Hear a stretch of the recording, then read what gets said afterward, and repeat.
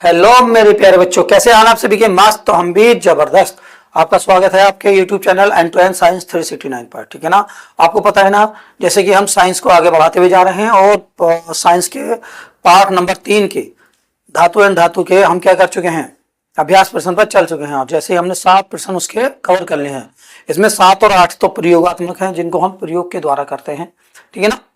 और question number 9 हमारा अगला क्वेश्चन है। क्वेश्चन नंबर 9 भी 7 तो हमने कर लिया था, 8 और 9 हमारे प्रयोग हैं, जो उनको प्रयोग के द्वारा किया जाता है, उनको लिखा नहीं जाता, उनको प्रयोग पे किया जाता है। ठीक है ना।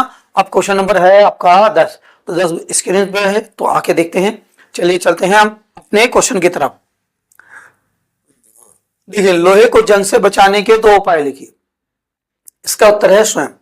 इसका मतलब ये हो गया प्यारे बच्चों, लोहे को जंग से बचाना है। जंग से बचाने के हमने कल भी उपाय पढ़े थे, जो वायुकल्पी में थे। ठीक है ना। अधिकतर हम उससे ग्रीस ग्रीस भी लगा देते हैं। कहीं पर हमें कोई काम ना करना हो तो लोहे पर ग्रीस लगा कर रख देते हैं, ताकि वो काफी दिन तक सुरक्षित रहे। ठीक है ना। पेंट भी कर देते हैं, किसी धातु की लेप भी चढ़ा देते हैं। ठीक है ना।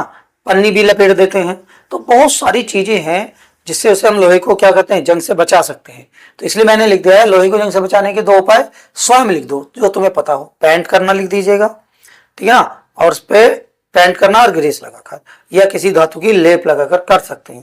तो इसमें कोई सा भी आप लिख सकते हैं जो आपके याद रहे। इसको ना याद करना है ना कुछ करना, आप जानते हैं। क्वेश्चन नंबर 11 की तरफ चलते हैं। क्वेश्चन नंबर 11 क्या है? ऑक्सीजन के साथ संयुक्त होकर धातुएं कैसे ऑक्साइड बनाती हैं? यानी जो धातुएं हैं ऑक्सीजन से संयोग करेंगी, कैसे बनाएंगी? 2 प्रकार की बनाती है बेटे। वो क्या बनाती है? एक तो अम्लीय बनाती है और एक उदासीन ऑक्साइड बनाती है। ठीक है ना। तो याद रखेंगे। तो यहाँ पे लिखना, ऑक्सीजन के साथ संयुक्त होकर धातुएं 2 प्रकार की ऑक्साइड बनाती हैं। उत्तर, ऑक्सीजन के साथ संयुक्त होकर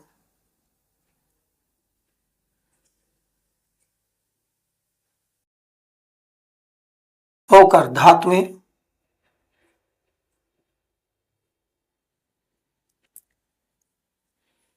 2 प्रकार की ऑक्साइड बनाती है।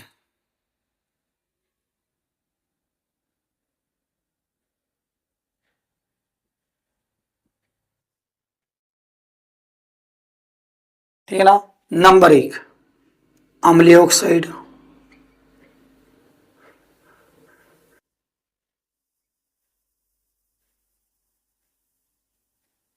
नंबर 2 उदासीन ऑक्साइड। क्या बनाती बेटे? 2 प्रकार के, अम्लीय और उदासीन। तो ये 2 प्रकार की बनाती है ऑक्सीजन के साथ। अब क्वेश्चन नंबर 12 है, कहता है कारण बताओ। क्वेश्चन तो ये कारण बताओ क्यों इसका है। इसमें 3 क्वेश्चन है, अभी हम पहला लिखे हैं, दूसरा बाद में, दूसरा तीसरा बाद में लिखेंगे, ताकि हम इसको पूरा कवर कर सकें। तो देखो, कारण बताना है, प्लेटिनियम, सोना और चांदी। प्लेटिनियम, सोना और चांदी का उपयोग आभूषण बनाने के लिए किया जाता है। इसका क्या कारण है? तो देखिए, आप जानते हैं, एक तो ये महंगी होती है सबसे ज्यादा। ठीक। दूसरी बात, सोना और चांदी में सबसे ज्यादा चमक होती है, प्लेटिनम में भी चमक होती है। तो हम देखते हैं, जब हम कभी जाके देखते हैं गले में हमारी पीली सी चैन पड़ी, तो पीला रंग उसे एकदम दिखाई देता, एकदम कहता है सोने की चैन है। या सफेद सी हमने अंगूठी 1-2 पहन ली अंगूठी और सफेद से रंग की है, उसमें नग लगा है, तो कहते हैं एकदम अरे वाह हीरे की है। तो इनमें क्या होती है? अधिकतर चमक होती है। अगर हम सोने की चैन पहन लें या अंगूठी या कोई आभूषण पहन लें, हम कितनी गर्मी में जाएं, कितनी उसमें जाएं, सर्दी में, ठीक है ना, या कितनी बरसात में जाएं, वो उनका रंग कभी फीका नहीं पड़ता। इसका मतलब वो संचारित भी नहीं होती।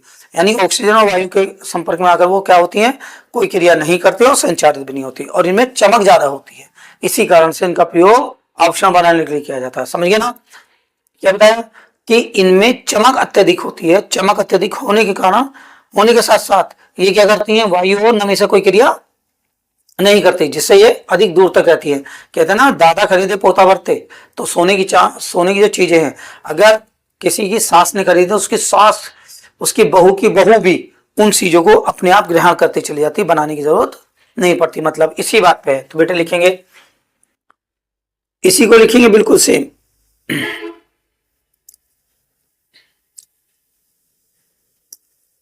प्लेटिनम, सोना और चांदी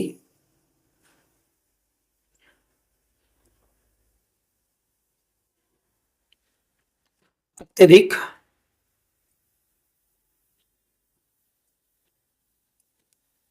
अत्यधिक तन्य वे चमकदार होती है। चमकदार चमकदार होती है। ये धातुएं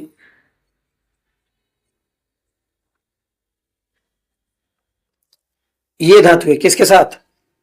ये धातुएं ऑक्सीजन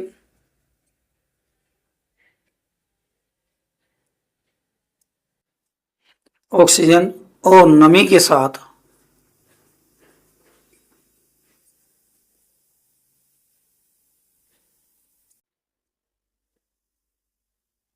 नमी के साथ क्रिया करके नमी के साथ कोई क्रिया नहीं करती, ऐसा लिख दो।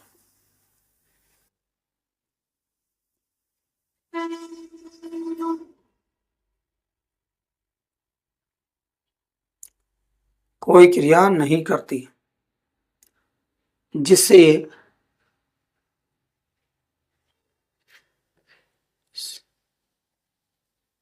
जिससे धातुएं आसानी से संचारित नहीं होती।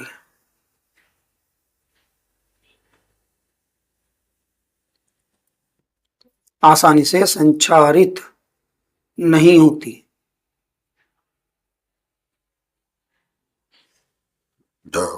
संचारित नहीं होती।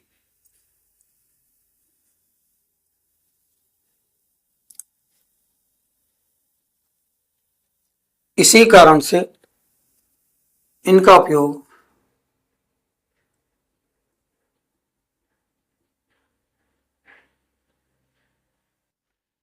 उपयोग आभूषण बनाने के लिए किया जाता है।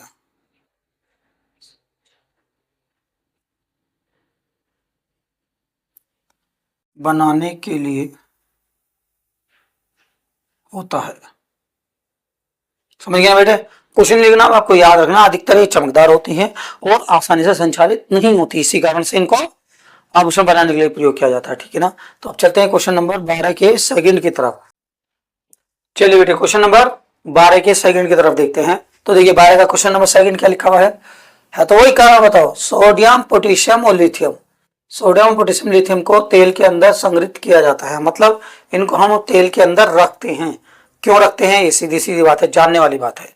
भाई हम आजकल नॉर्मल आदमी हैं और हम नॉर्मल हैं तो हम कहीं भी घूम फिर सकते हैं, मतलब घर के बाहर भी, घर के अंदर भी, घर के चौक पे भी, सड़क पे भी घूम सकते हैं। लेकिन जिसका दिमाग खराब हो, पागल हो गया हो, तो उसे कहाँ रखेंगे हम? घर के अंदर। तो सीधी सीधी बात है, ये सामान्य रूप से बाहर नहीं फिर सकते क्योंकि ये शायद पागल होंगे, है ना? इसे हमें अंदर तेल के अंदर रखना पड़ेगा। और सामान्य रूप से मतलब क्या है? सामान्य रूप से अगर इनको बाहर निकालेंगे तो ये किसी की ईंट मारेंगे, पत्थर मारेंगे, और हम जो होंगे बिल्कुल नॉर्मल खेलेंगे। तो इसका मतलब ये है कि ये जो सोडियम पोटेशियम और लिथियम है तो आपको तेल के अंदर रखने, वायु में नहीं। और वायु में रखेंगे तो ये कुछ ना कुछ क्रिया कर लेंगे, और ऐसी क्रिया करेंगे कि बस सभी लोग देखते रह जाएंगे। बेटे सोडियम और पोटेशियम, सोडियम और पोटेशियम ऐसी धातु हैं, अगर इन्हें आप पानी में रख दोगे या पानी पे डाल दोगे तो पानी में आग लगा देते हैं।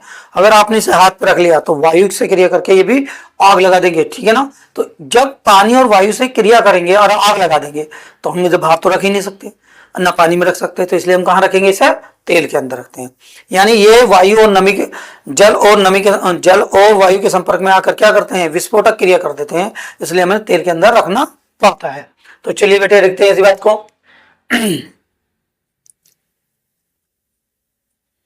उत्तर सोडियम पोटेशियम और लिथियम।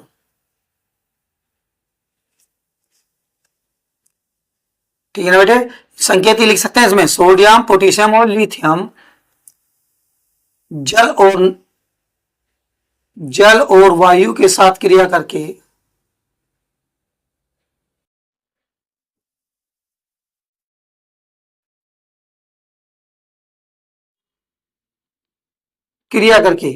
विस्फोटक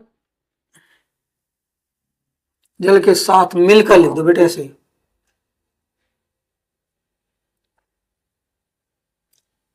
मिलकर विस्फोटक क्रिया बनाते हैं। विस्फोटक क्रिया, अभिक्रिया देते हैं। अभिक्रिया देते हैं। इन क्रिया से बचने के लिए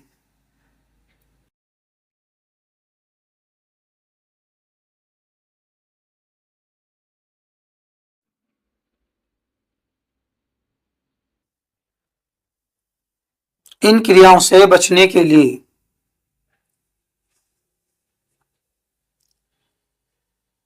सोडियम, पोटेशियम और लिथियम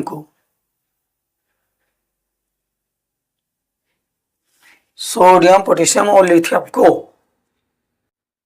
कहाँ रखते हैं? तेल के अंदर संग्रहित कर देते हैं।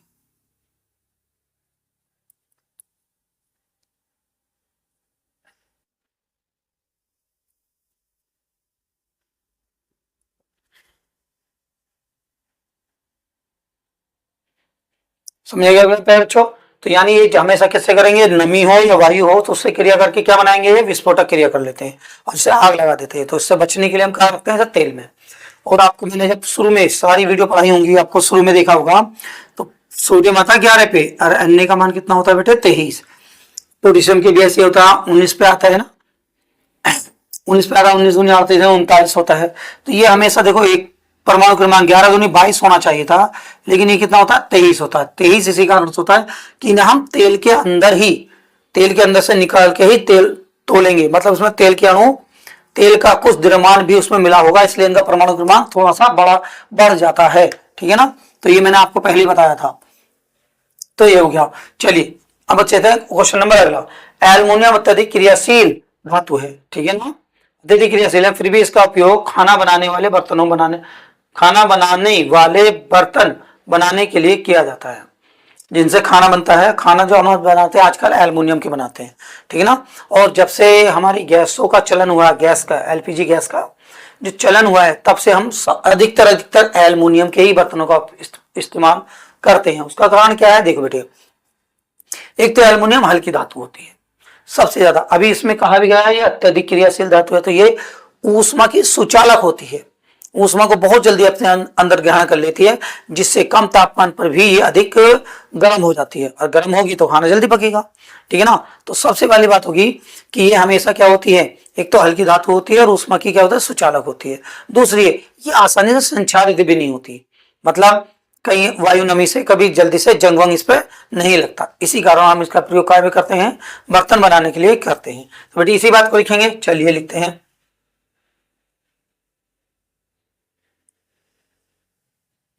एल्युमिनियम अत्यधिक हल्की धातु होती है।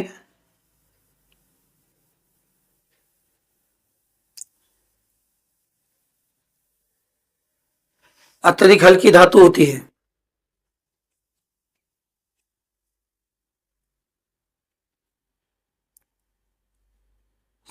और यह ऊष्मा की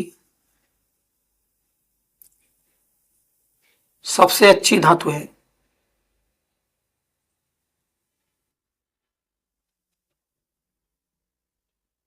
सबसे अच्छी धातु है। यह आसानी से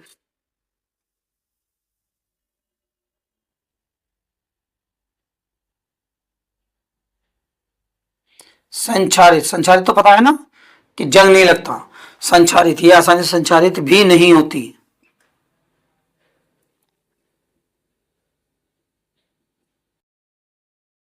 नहीं होती है। इन्हीं कारणों से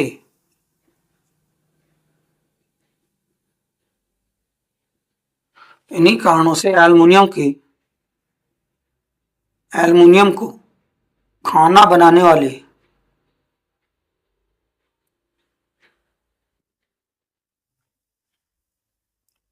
बर्तन बनाने में किया जाता है। एल्युमिनियम को खाना बनाने वाले बर्तन बनाने में उपयोग किए जाते हैं।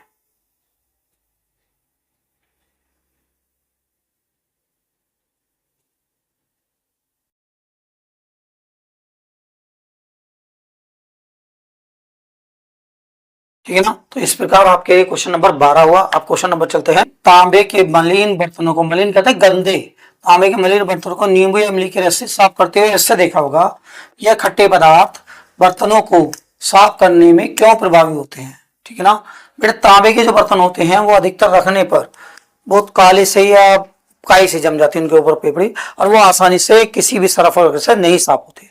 उससे हमें हमेशा खट्टे पदार्थ, विम होता है ना, विम होता है, सर्फ एक्सेल होता है, आपने देखा भी होगा कि 100 नींबू की शक्ति इसमें समाई विम में, तो मतलब नींबू के रस से ही, उसमें नींबू का रस ज्यादा रखा होता है, इमली का डाल देते हैं। तो उन चीजों को क्यों रखा जाता है, क्योंकि बात करते हैं बेटे वो सादा आसानी से नहीं हो पाते, वो जो होते हैं कार्बोनेट की एक परत बना लेते हैं। कार्बन डाइऑक्साइड जो है, कार्बन डाइऑक्साइड और वायु आपस में करेगा, कार्बोनेट की एक क्या बनाते हैं, परत, जो आसानी से साफ नहीं होती। लेकिन खट्टे जो रस होते हैं, खट्टे जो पदार्थ होते हैं, उनमें क्या होता है, अम्ल होता है, और वो अम्ल जब भी क्षार से क्रिया करता है या कार्बोनेट से क्रिया करता है तो उससे क्या बनाता है, एक अविलय लवण बना देता है, जो पानी के साथ वो क्या हो जाते हैं, बह जाते हैं। ठीक है ना, इसलिए उन्हें करते हैं। तो बेटे इसी बात को हम लिखेंगे, हमने लिखा है, हम यहां पर उत्तर लिखेंगे कि वायु में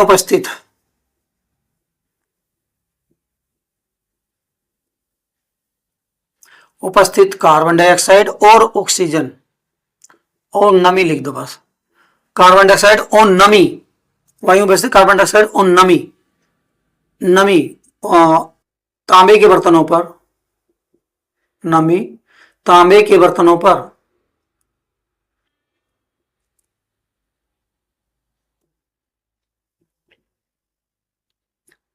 पर एक हल्के रंग की, एक हल्के हरे रंग की, एक हल्के हरे रंग की क्या बना लेते हैं, कार्बन डाइऑक्साइड और नमी तांबे के बर्तनों पर एक हल्के रंग की परत बना लेते हैं, बना लेते हैं, परत बना लेते हैं, जो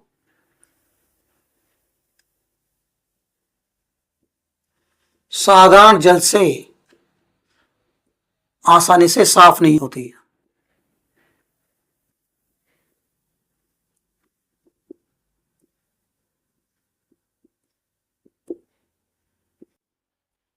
ठीक है ना, जो साधारण जल से आसानी से साफ नहीं होती है।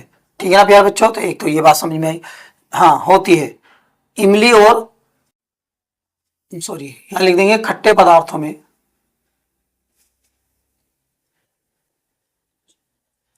खट्टे पदार्थों में अम्ल उपस्थित होते हैं,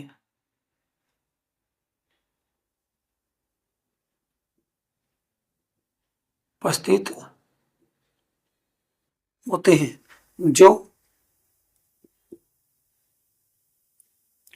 जो इस परत से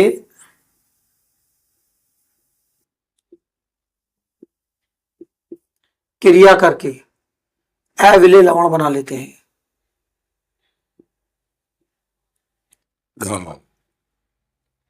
अविलेय लवण बनाते हैं, जो पानी से, जो पानी के साथ निकल जाते हैं।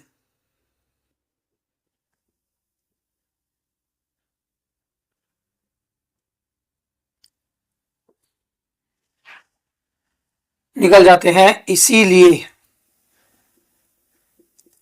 मलिन बर्तनों को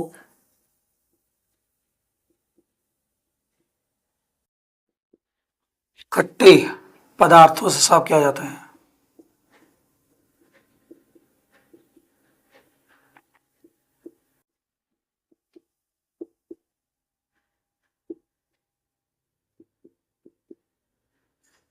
किया जाता है।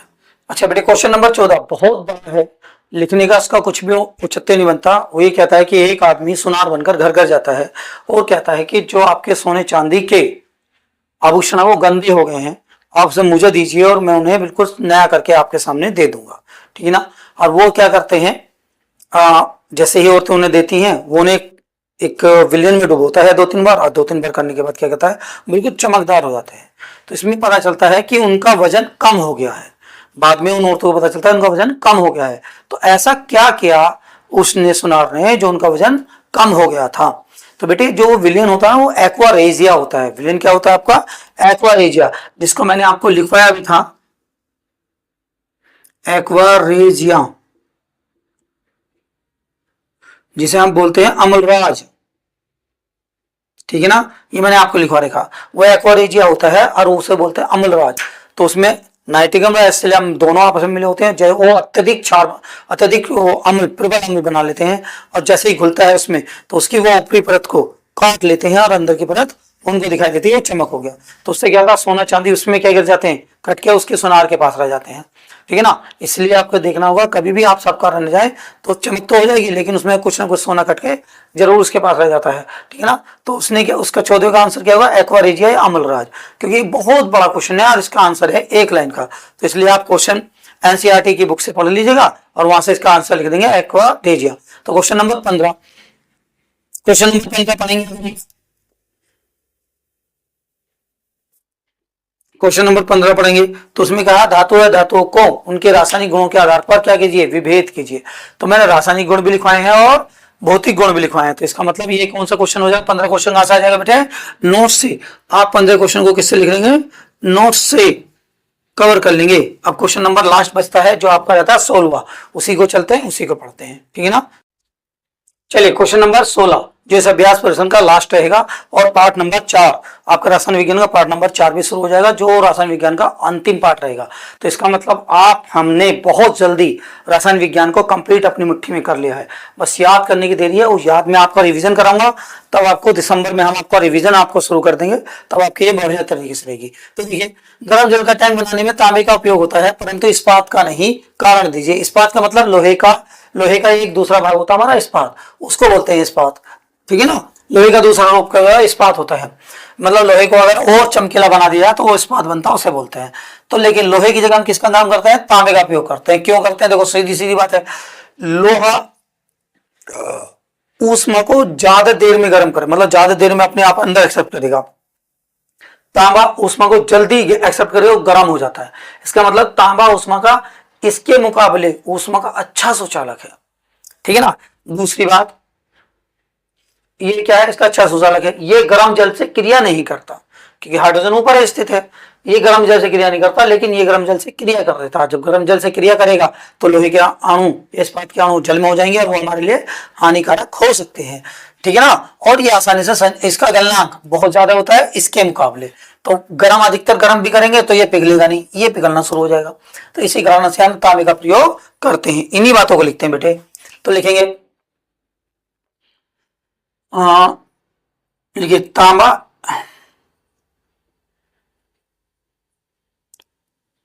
तांबा लोहे की अपेक्षा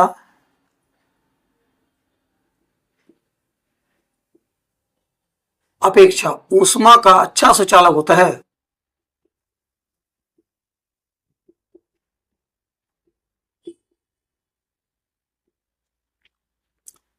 ऊष्मा का अच्छा सुचालक होता है, तांबा लोहे की अपेक्षा ऊष्मा का अच्छा सुचालक होता है, और यह है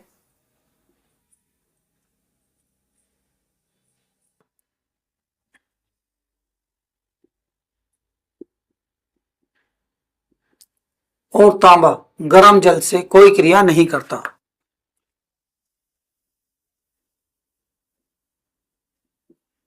जल से कोई क्रिया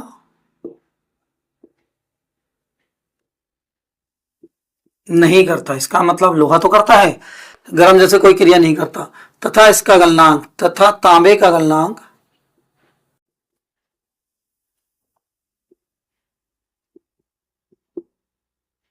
तथा तांबे का गलनांक लोहे की अपेक्षा अधिक होता है।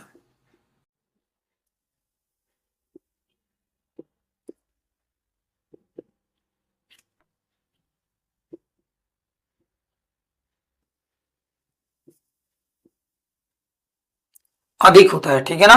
तो लोहे की अपेक्षा ऊष्मा का सुचालक होगा और गर्म जल से क्रिया नहीं करेगा, लोहे की अपेक्षा गलनांक इसका अधिक होगा। इसी कारण से,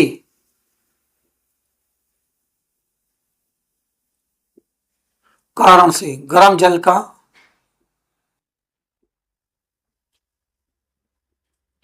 टैंक बनाने में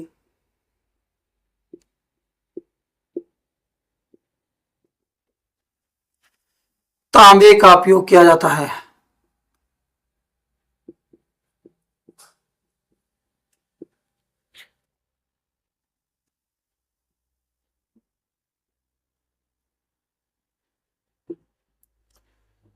ठीक है ना प्यारे बच्चों। तो इस प्रकार रहा आपका पार्ट नंबर 3 का अभ्यास प्रश्न। तो अब चलेंगे पार्ट नंबर 4 पे, जो मिलेगी आपको नेक्स्ट वीडियो में नई चीज में नए साथ के साथ। तो तब तक आप पढ़ते रहें, बढ़ते रहें और चैनल को आगे बढ़ाते रहें। याद रखो आपको 2 दोस्तों को जरूर जोड़ना है इस बात से, ताकि वो भी फायदा उठाएं और आप भी फायदा ले सकें। ठीक है प्यारे बच्चों, जब तक के लिए जय हिंद।